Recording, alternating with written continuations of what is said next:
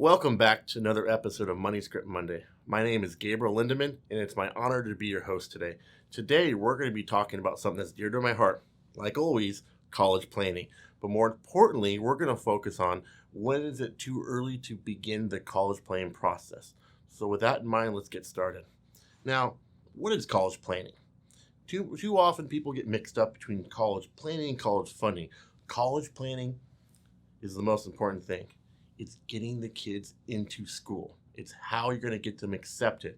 That's why a lot of college planners, what we do is we'll have them apply to 3 to 5 schools. So we have a couple of dream schools, and then we have a couple of schools that they're almost guaranteed to get in. But again, most importantly, it's getting into school. That's working with the counselors, working with the admin team. That's the test prep, all that fun stuff behind the scenes. That's what's going on. The second part is, how do you make it affordable? Sometimes it's moving assets around, sometimes it's taking out loans, sometimes it's college funding plans, sometimes it's utilizing the 529, but that's the part where we transition over to college funding. So again, college planning is broken down into 2 parts. How to get into school, super important, frankly the most important. Second, how to make it affordable, the college funding options there is.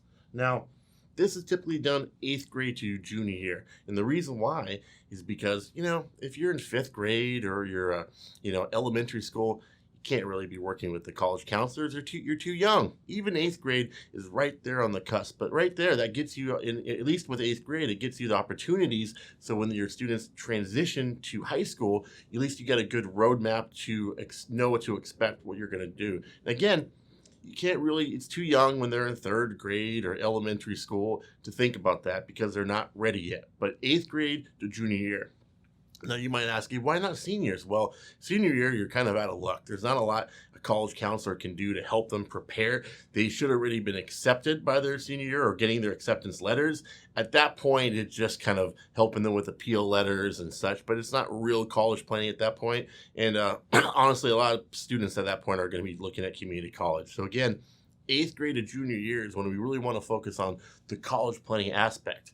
Now, I did talk about college funding, and that's typically when we look at below 8th grade. Now, a lot of times people say, well, what do I do with my newborn? Or what do I do? My son or daughter just had a new baby, and can we start with the college planning?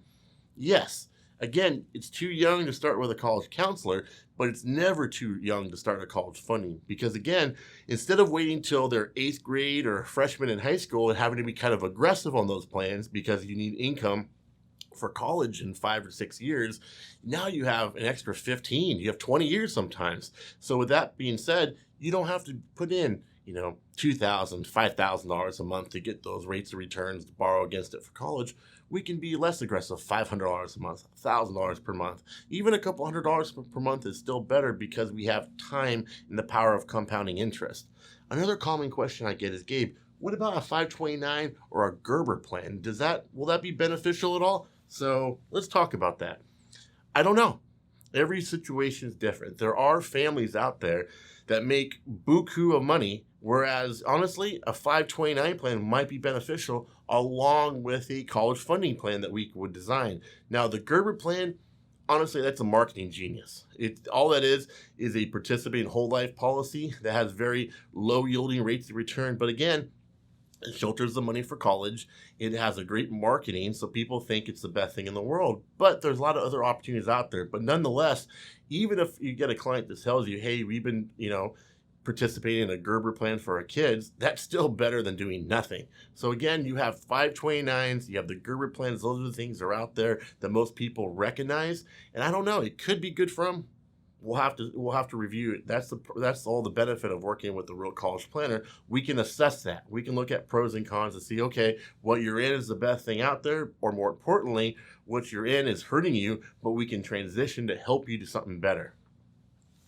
Now let's talk about a little bit of current events. What's happening now? Well, if you know anybody that have students applying to any UC schools, especially UC schools in California, it's tough. It's tough. We've had a number of good students with great, GPAs, 4.2 and above, getting declined at top UC schools. And the reason why is nobody really knows, because it's not like the schools come out and tell us why people are declined.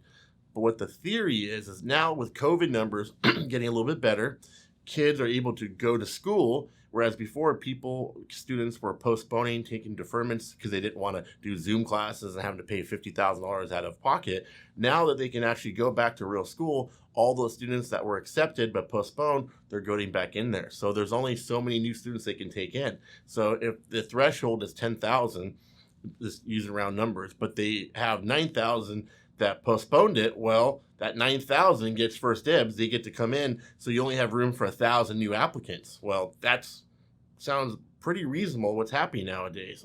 Second, a lot of talk in this. EFC is changing. I know a lot of people in the college planning world are very scared because, with EFC changing, what does that mean? What's going to look like? And the big fear is when they change it over to the Student Aid Index, SAI, what they're changing is the opportunity and the discount when parents and families have 2 kids in school. Now, that's not going to hurt, the Rockefellers or the Gates family because they can pay outright. But if you get a husband and wife with 2 kids going to school, let's say they're making combined income, $200,000, and you don't get that discount on the second kid, that could be the difference of that second kid going to a top tier school or frankly going to a community college because of that discount. But again, this is all the importance why you want to work with a college planner to kind of make sure we can move assets around and make sure you're still getting the best opportunities to attend all the schools that any student might want to attend. And lastly, there's been a lot of talk in Congress about passing free education. A lot of Congress people out there say they just want to get free education, loan forgiveness. That all sounds good, but think about this. We talk about this a lot in the college planning world. It's already tough to get into school currently. Students with a 4.2 can't get into top UC or state schools for that matter.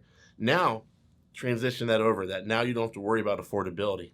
It's free. So what students now are taking 4 to even 6 years to get a bachelor's degree could take anywhere from 8 to 10 years.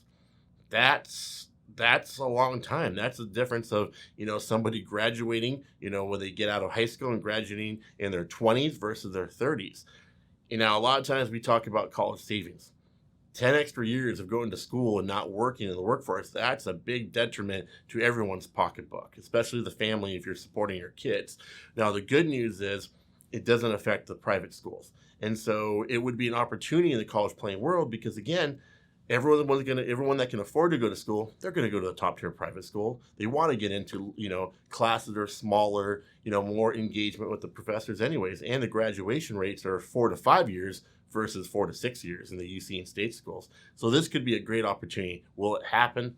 Most likely not. It just always comes up during a political season, which right now we're in. But it's good to know some of the rhetoric that's being thrown out there. So worst case scenario, if this does happen, it's a huge opportunity for college planners, but more importantly, for families to work with a college planner to get them accepted into one of those top tier private schools so they can graduate under 4 years and hit the work field. Again, my name was Gabriel Lindemann, and it was my honor today to talk about college planning. Thank you very much.